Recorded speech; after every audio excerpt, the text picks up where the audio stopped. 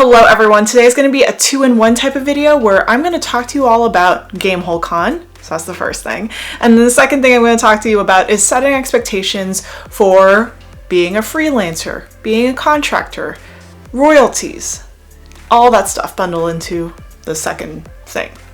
So let's get right into the vlog. Gamehole Con is located in Madison, Wisconsin, and I drove there, so obviously when I got there, I definitely needed to move my legs a bit.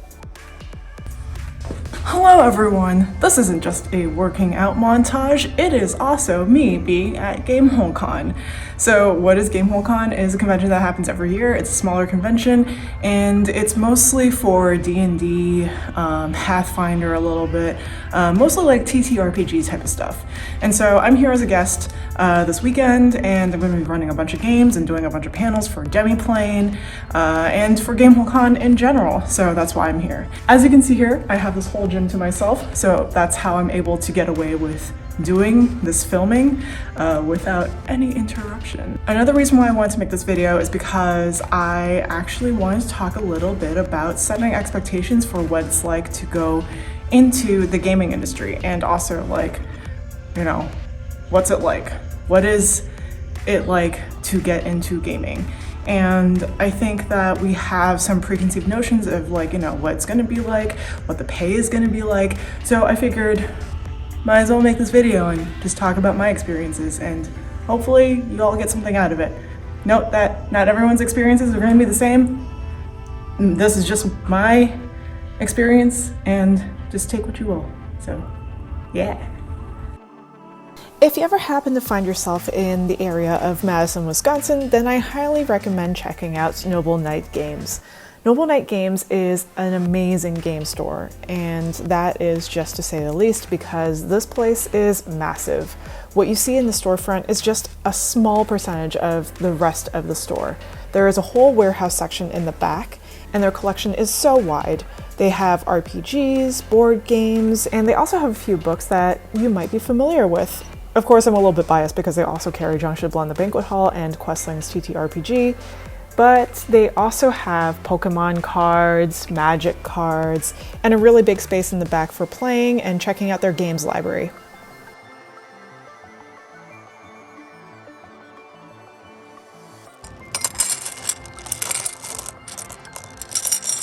I left the store with an Alakazam Pokemon card because I really like Alakazam. So I'm back in my hotel room and I'm about to do a COVID test just to make sure that I'm safe. Technically today is the first day of the convention, kind of.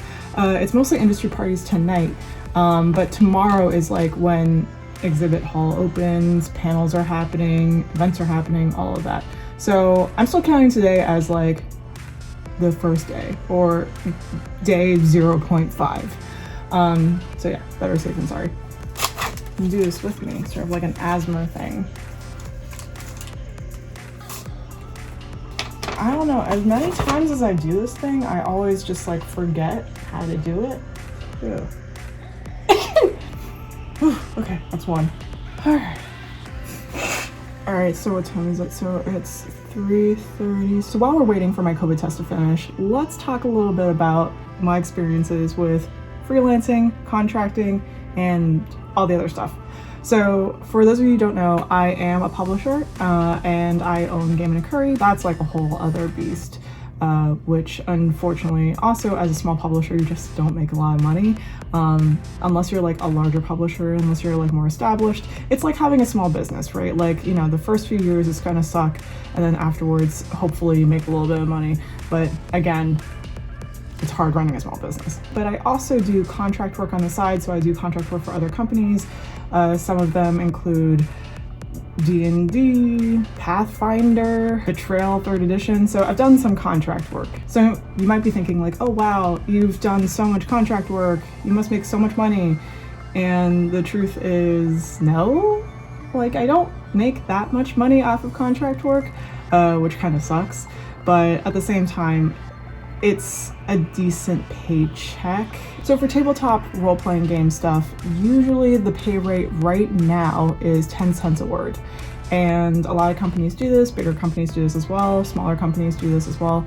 The rate is 10 cents a word. And of course the rate is much better than, say, like, you know, if you're doing 5 cents a word, 4 cents a word, whatever. Like a few years ago, I remember when I first started, like I was getting paid maybe like 5 cents a word or something, like for a few of my writing things, a few writing gigs. And yeah, like once it jumped up to 10 cents a word, I was just like, wow, this is awesome. And then eventually it jumped into like 20 cents a word, which is even better. But the unfortunate thing is that these contract jobs, you have to constantly look for them. Otherwise, it's not really like a stable thing. Like with most freelance stuff, it's like once you've written a thing, you get paid like one fee and that's it. So say for example, you are working on a project and it's like 10 cents a word and you have to write like 5,000 words. Okay, that's like $500, right? So you're getting $500 for, you know, your time, your energy that you're writing into this thing. So you might be assuming like, okay, like 5,000 words, that's not too much, like I'll write that and, you know, I'll just churn that out. But if you're writing for an adventure, sometimes mechanics are involved, which might involve you like, you know, having to learn how to play the system, or, you know, having to like learn how to, you know, work within the template. But what a lot of people don't talk about is that like before all of this, there is still a little bit of research that's involved. So like if you're not experienced, if you don't know like, you know, how to work with templates, if you don't know how to like basically like do a lot of research, then there is a bit of a learning curve. So you have to like figure out how to work with a template, you have to figure out the system, like, you know, what the style guides are, what the writing is, like how to write within like a specific framework. So that's one of the issues of like the per word type of situation, where it's like, okay, like it's not actually per hour, like you're not getting paid per hour. So it's a little tricky, it's a little finicky, I'm not gonna lie. Another problem about it is that it does require a lot of mental focus. So like you're focusing on this thing and you're writing for maybe like, I don't know, let's say like 2 weeks, 3 weeks. Okay, you've spent a lot of time and energy on this thing already. Like, do you have any other projects? Like, hopefully you do have other projects, because if you have other projects, then you won't be waiting around for money all the time. These kinds of jobs don't come around very often, and when they do, they require a lot of time out of your month, 2 months, 3 months, it depends. That's another downside of working freelance, working contract gig, you know, doing all that stuff. The upside of all of that is that you get exposure.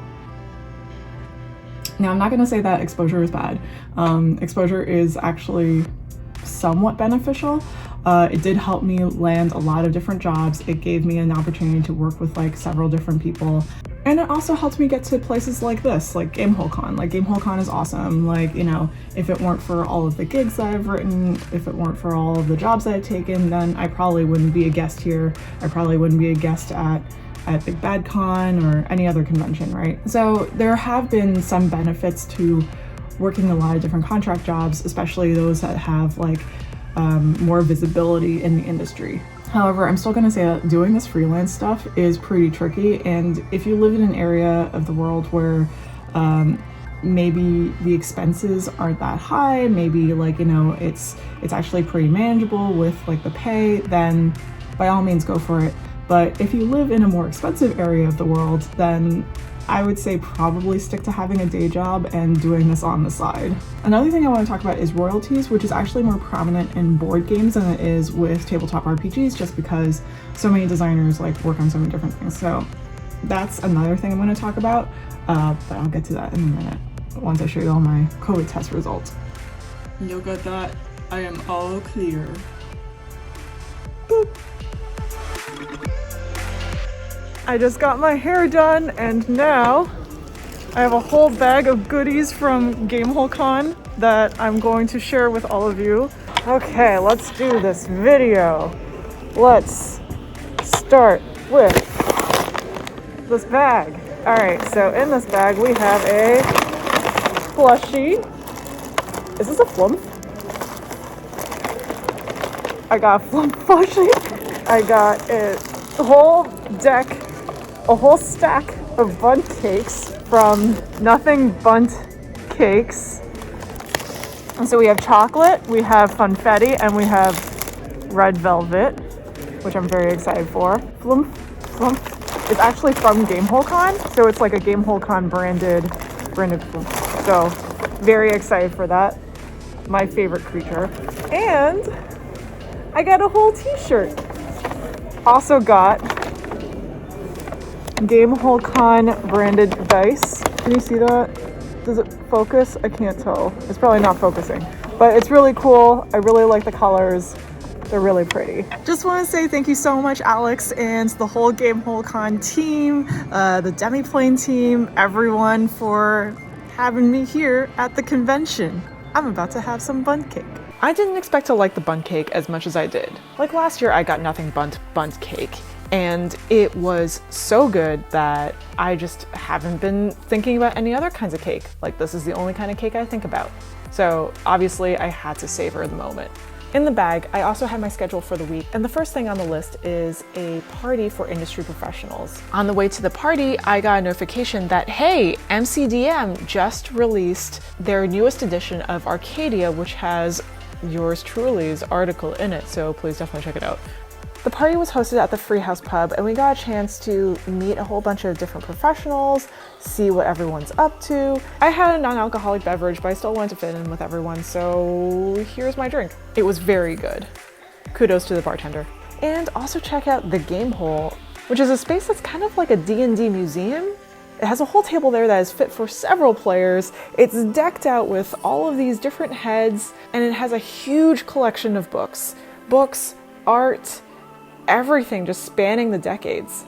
Day 2 meant dressing up in my awesome Kolak and Monster Hearts gear and head into my first panel, which is Conversations by Design, which is a one-on-one panel, and then moderating a Demiplane panel where we talk about the evolution of tabletop role-playing games throughout the years. There were a few games that we forgot to mention for the earlier years, like Palladium, GURPS, obviously Paranoia, which is one of my favorites, but all in all, it was an amazing talk. I had such a great time chatting with everyone on the panel. I had a little bit of time to check out the convention floor before going to run my game, so I stopped by the Beetle and Grimm's booth, and I also went to Wormwood. After that, I picked up some game-themed coffee before looking at some other booths.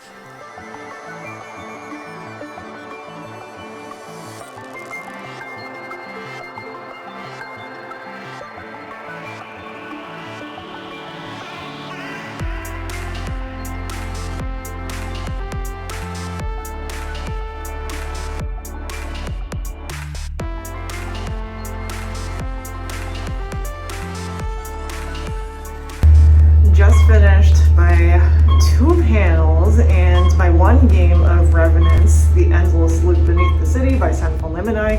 And it's now, I'm gonna go back to my hotel room and have dinner. That is my plan. I'm very excited for it.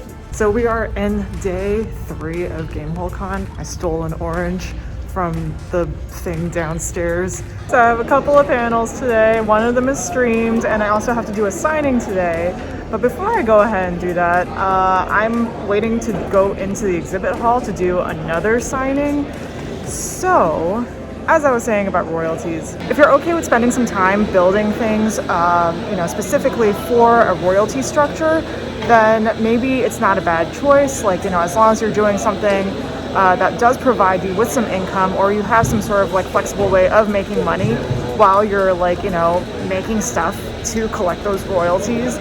So royalties, obviously, if you have a lot of contracts with royalties, then that's great. You could be set for a while. You do have to work for them. You do have to pitch to publishers, and you do have to create a lot of stuff and publish. You have to play test a lot of stuff in order for you to get your thing out there. All right, I'm gonna go into the exhibit hall because now I have to go do a signing, but I will continue this conversation in a bit. Another thing that's great about Gamehole Con, aside from it being a smaller convention, which I personally really enjoy, is that a lot of big names actually come to this convention. And so if you're looking to meet one of your favorite designers, chances are they might be here. You could probably sign up to play a game with them, they might be GMing that game, and the next thing you know, you're playing with a designer who created one of your favorite games. Hello. Hello. Hello. We're on a panel. Look at who I found! I found Monica! Yay! And I got a present. Monica, thank you. Let's see what it is. Oh, this is so cute. Oh my god, I love this color. Oh, this is so cute. A little bit of hocus pocus for Halloween. Oh wow, it's so pretty. Like, do you remember the Drama's Laws? And I'm like, no. And I have to go look it up real quick. This is the behind the scenes of Demiplane. Okay, John, if you see this video ever, then you will know that I'm lying to you every time I see you, Gimli. About the quote that you told me several times. What is the proper quote? The drama's laws, the drama's patrons give. So we that live to please must please to live.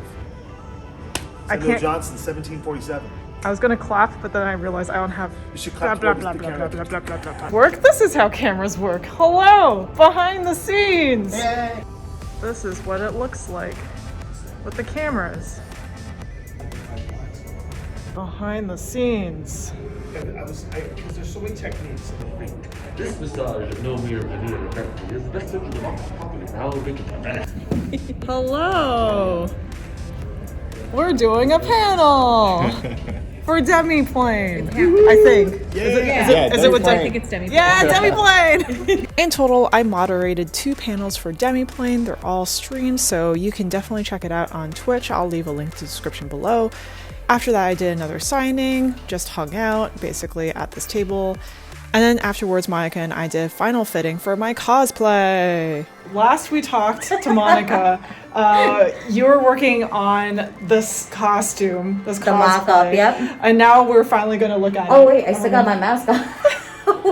We're finally going to see the full thing. I'm really excited to show it to everyone because this is amazing. So yeah, one of the final fits. So I'm kind of like trying to have her get the feel of how the fabric and the whole attire like feels like on her, and then later we're gonna go into more full detail to see if she wants a few more touches like change.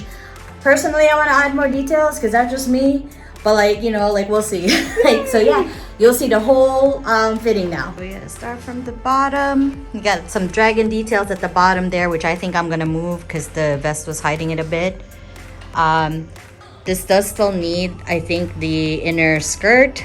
But yeah, she's got that gold vest. She's rocking the sleeves. It's a really long sleeves. Basically look like this if you stretch it out. But we're gonna put some buttons and maybe like hold it up some more. But yeah, it's got all the details. She picked out which trim she wanted. Yes. I added this detail from like a fabric remnant that I have, which looks kind of like it fit the aesthetic. And then I did some hand stitching over here. Most of the trims, the colors, the fabric, she picked that out. Like I gave her like samples of fabrics last time. But yeah, this is one of the final fits. So we're just gonna do a few more adjustments just to like fit the aesthetic a little bit better. But I think it looks good. I love this. Thank you. Yeah. Thank you so much, Monica. Thank you. I honestly love spending time with Monica, and I had to take her to this new place that I found called Dapper, Cadaver.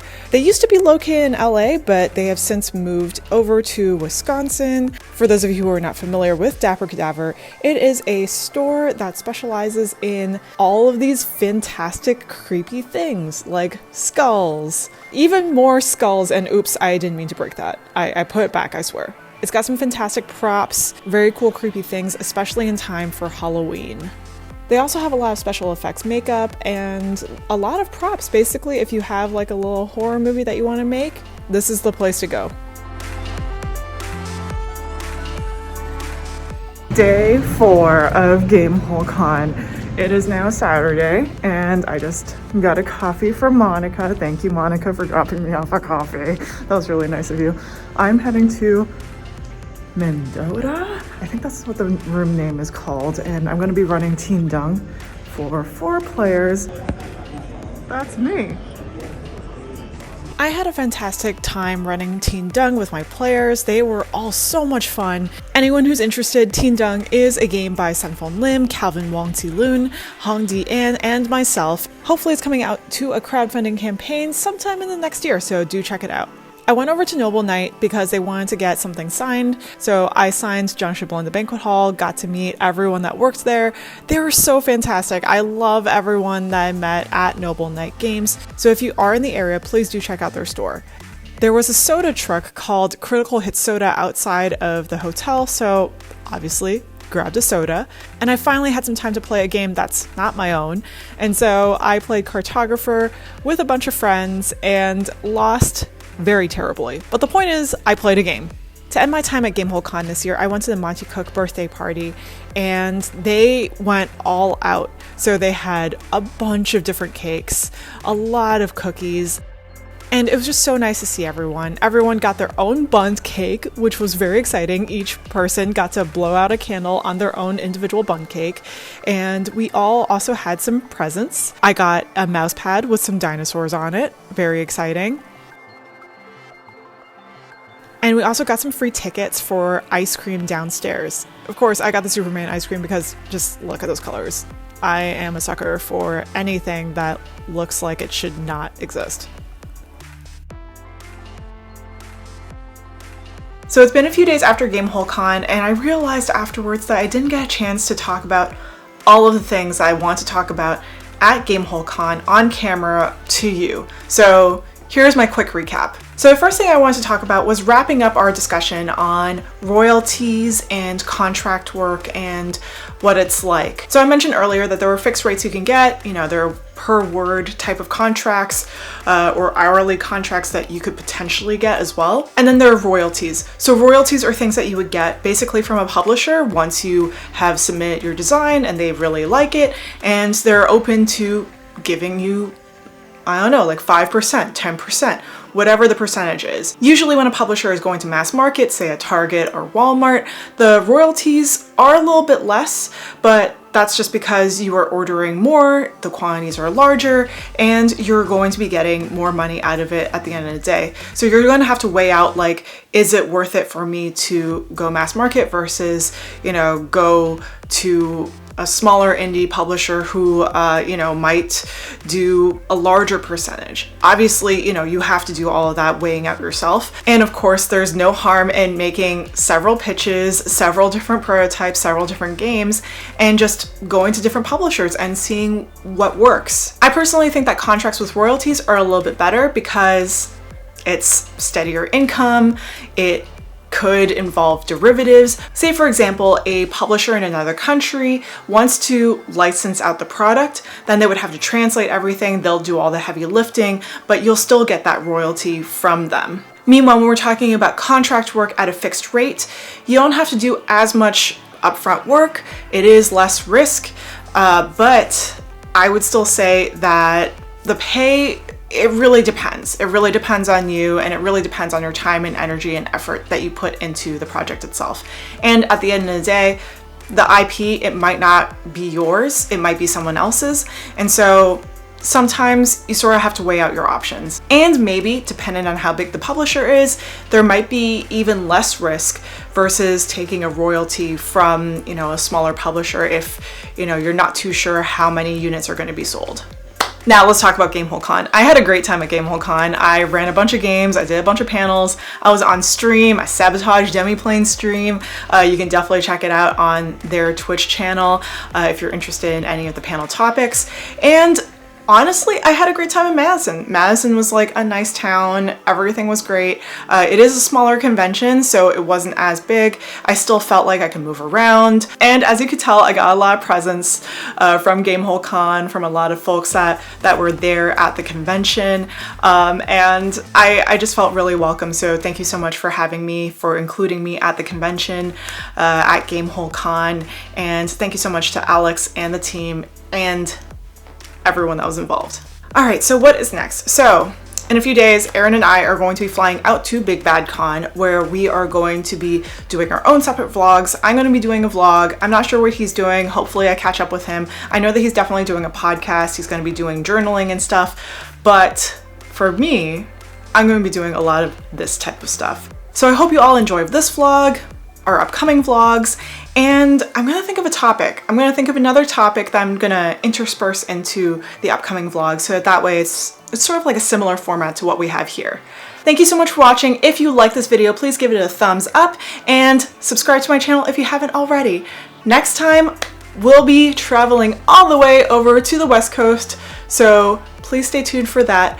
if you want to see our adventures over in the West Coast doing whatever West Coasty stuff you do over there. All right, stay tuned. Bye, everyone.